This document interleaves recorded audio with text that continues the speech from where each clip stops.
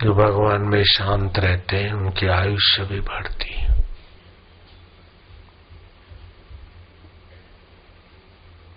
दुख मिट जाते हैं।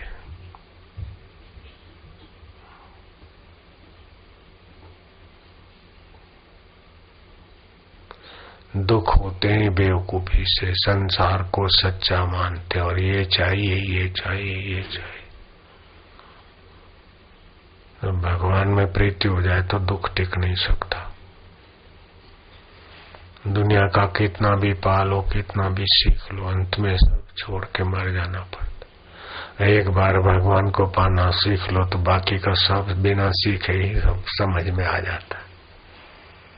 वशिष्ठ जी बोले, हे राम जी, जब इस प्रकार दैत्यराज बलि बहुत काल पर्यंत समाधि में बैठा रहा, तब बांधव, मित्र, टहलुए, मंत्री रत्नों के झरोखे में देखने चले कि राजा को क्या हुआ। ऐसा विचार कर उन्होंने किवाड़ों को खोला और ऊपर चढ़े। यक्ष, विद्याधर और नाग एक ओर खड़े रहे। रंभा और तिलोत्तमा आदि अप्सरागण हाथों में चमर ले खड़ी हुई और रंभा और तिलोत्तमा जैसी अप्सरा भी हाथ में चमर लेके हाजिर हो गई। नदियां, समुद्र, पर्वत आदि मूर्ति धार कर और रत्न आदि भेंट लेकर सब प्रणाम के निमित्त खड़े हुए। और त्रिलोकी के उदरवर्ती जो कुछ थे वे सब आए। पर राजा बलि ध्यान में ऐसा स्थित था मानो चित्र की मूर्ति लिखी है और पर्वतवत स्थित है। उसको देखकर सब दैत्यों ने प्रणाम किया। कोई उसे देखकर शोकवान हुए, कोई आश्चर्यवान, कोई आनंदवान हुए। शोकवान हुए जिनको समझ नहीं आती, अरे ये क्या हुआ, बेचारे बोलते चालते नहीं, ये क्या हो गया। घर वाले भी कभी साधक अंदर में शांत होगा तो बाहर वाले को, अरे इसको क्या हो गया, खाता नहीं, बोलता नहीं, देता नहीं, लेता नहीं, ये क्या हो गया। वो जो नहीं समझते उनको शोक जैसा लग जाता है। अंदर को अंदर हरी रस मिल रहा है उसको। और कोई भय को प्राप्त हुए। तब मंत्री विचारने लगे कि राजा की क्या दशा हुई। इसलिए उसने शुक्र जी का ध्यान किया और भार्गव मुनि झरोखे में आए। उनको देखकर दैत्यगणों ने पूजन किया और बड़े सिंहासन पर गुरु को बैठाया। बलि को ध्यान स्थित देखकर शुक्र जी अति प्रसन्न हुए कि जो पद मैंने उपदेश किया था उसमें इसने विश्राम पाया। जो मैंने उपदेश किया उसको सुनकर ही हा हा करने वाले में से नहीं है, तो उसका मनन करके परमात्मा में स्थित हो गया। ऐसा बहादुर चेला मिलना बड़ा मुश्किल होता है। लल्लू पंजू तो सुनकर तालियां बजाकर भूल जाते हैं, लेकिन बहादुर चेले इस प्रकार का चिंतन करके भगवान में स्थित हो जाते। इसका भ्रम अब नष्ट हुआ है। ऐसे देखकर शुक्र जी ने कहा, बड़ा आश्चर्य है कि दैत्यराज ने विचार करके निर्मल आत्म प्रकाश पाया है। अपने स्वरूप में जो सब दुखों से रहित पद है उसमें यह स्थित हुआ है और चिंता भ्रम इसका क्षीण हुआ है। अब इसको मत जगाओ। अब इसको मत जगाओ, ध्यान मत तोड़ो, होने दो और परिपक्व होने दो। लोहा भट्ठे में पड़ा रहे और अग्निमय हो जाता है। ऐसे ही मन शांत होता है और भगवतमय होता जाएगा। यह आत्मज्ञान को प्राप्त हुआ है और यत्न और क्लेश इसका दूर हो गया है। जैसे सूर्य के उदय होने से अंधकार नष्ट हो जाता है। अब मैं इसको नहीं जगाता, यह आप ही दिव्य वर्षों में जागेगा, क्योंकि प्रारब्ध अंकुर इसके रहता है और उठकर अपना राज कार्य करेगा। अब तुम इसको मत जगाओ, अपने राज कार्य में जा लगो। वशिष्ठ जी बोले, हे राम जी, जब इस प्रकार शुक्र जी ने कहा तब सब सुनकर सूखे वृक्ष की मंजरी ऐसे हो गए और शुक्र जी अंतर्धान हो गए। दैत्य भी सभा में जाकर अपने अपने व्यवहार में लगे और खेचर, भूचर और पातालवासी अपने अपने स्थान में गए। देवता, दिशा, पर्वत, समुद्र, नाग, किन्नर, गंधर्व सब अपने अपने व्यवहार में जा लगे। चलो अब तुम लोग थोड़ा भगवान के नाम का जप करते जाओ होठों में। ओम ओम शांति, ओम ओम आनंद, ओम ओम शांति। होठों में करते करते फिर कंठ में चले जाना, फिर हृदय में चले जाना। अभी अभ्यास करो, बलि जैसी स्थिति देर सबेर आ सकती, कोई असंभव नहीं। बलि का आत्मा परमात्मा था तो तुम्हारा आत्मा भी तो वही है। बलि जिसकी सत्ता से आंखों से देखता था उसी की सत्ता से तुम्हारी आंख देखती है। भगवान तो वही के हुए हैं, जमाना बदला तो क्या है।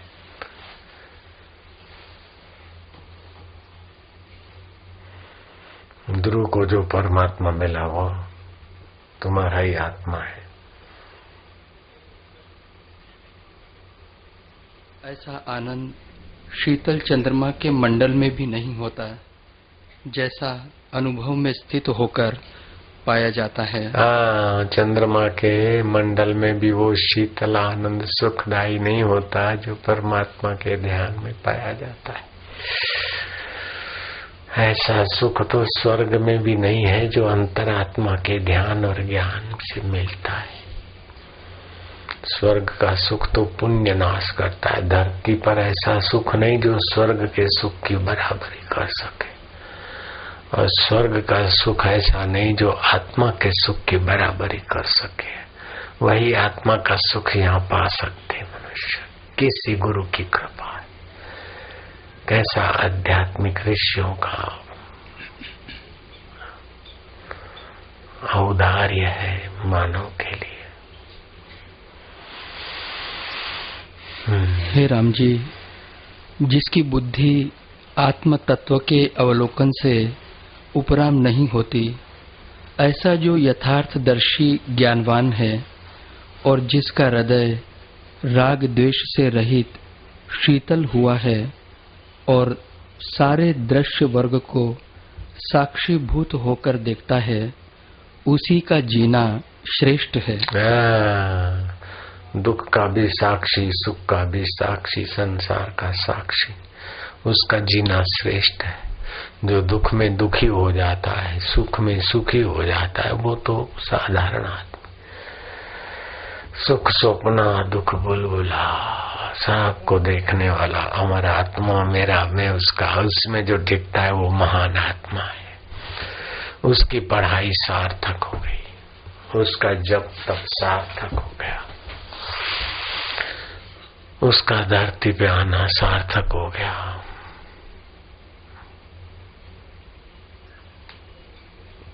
हाँ जी। हे राम जी, जिसे ग्रहण त्याग की बुद्धि उदय नहीं होती और जिसके श्रवण और दर्शन किए से औरों को आनंद उपजता है, उसी का जीना शोभता है। जिसके उदय हुए से जीवों के हृदय कमल प्रफुल्लित हो जाते हैं, उसका चीर जीना प्रकाशवान शोभता है और वही पूर्णमासी के चंद्रमावत सफल प्रकाशता है। अज्ञानी नहीं शोभते। हे राम जी, यह जो देह संग दृष्टि आती है, उसका नाम जीना कहते हैं, और इस देह को त्याग कर और देह में प्राप्त होने का नाम मरना कहलाता है। इन दोनों पक्षों से अब तू मुक्त हो जा। ये शरीर में है तो जीना बोलते हैं, ये शरीर छोड़ के दूसरे शरीर में जाने के बीच का रास्ता मरना बोलते हैं। फिर दूसरे शरीर में आया तो फिर जन्मना बोलते हैं।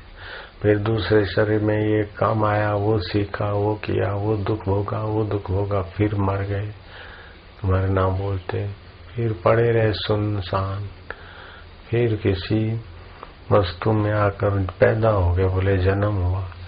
ये चक्कर में कितने शरीरों में दुख भोगता है, जन्म का दुख कितना है।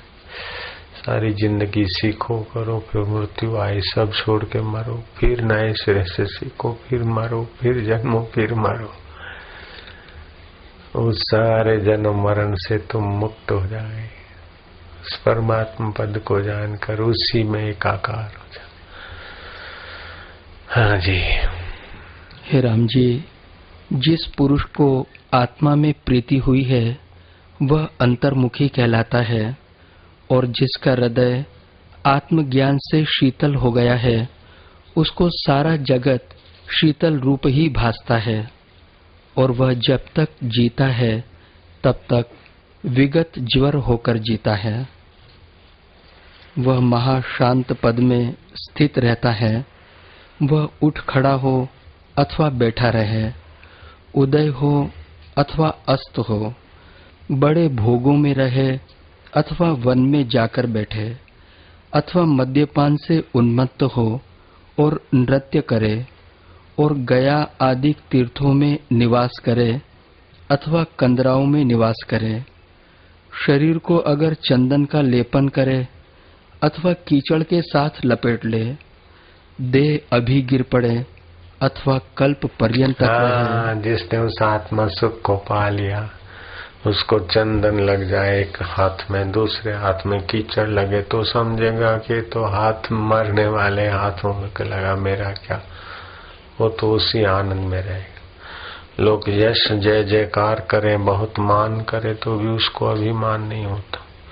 कोई निंदा करे तो उन्हीं को पाप लगता, उस महापुरुष को कुछ नहीं होता। उनका देह कल्प पर्यंत रहे, चाहे क्षीण हो जाए, उनको परवाह नहीं होती। ये जीवन मुक्त पुरुष होते हैं। ये ऊंची दशा कोई विरले विरले भागशाली पाने के लिए लगते हैं।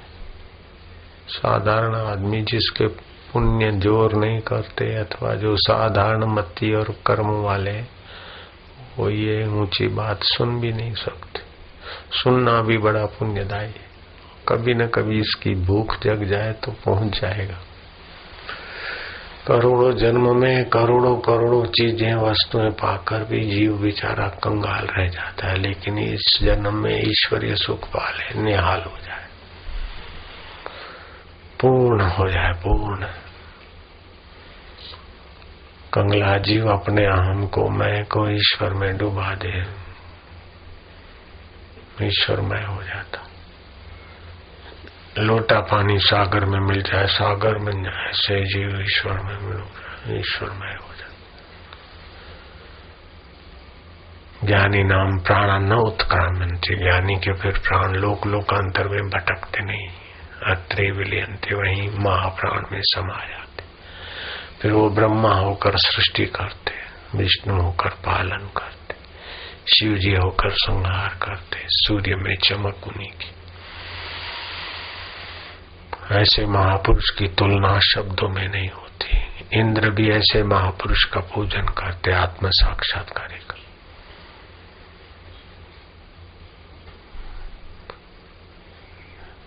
देवता तो इंद्र का आदर करते हैं, लेकिन इंद्र भी ब्रह्मज्ञानी का आदर करते। ब्रह्मा विष्णु महेश भी ब्रह्मज्ञानी का स्नेह से व्यवहार आदर करते, स्नेह करते। ब्रह्मज्ञानी को खोजे महेश्वर, ब्रह्मज्ञानी आप परमेश्वर।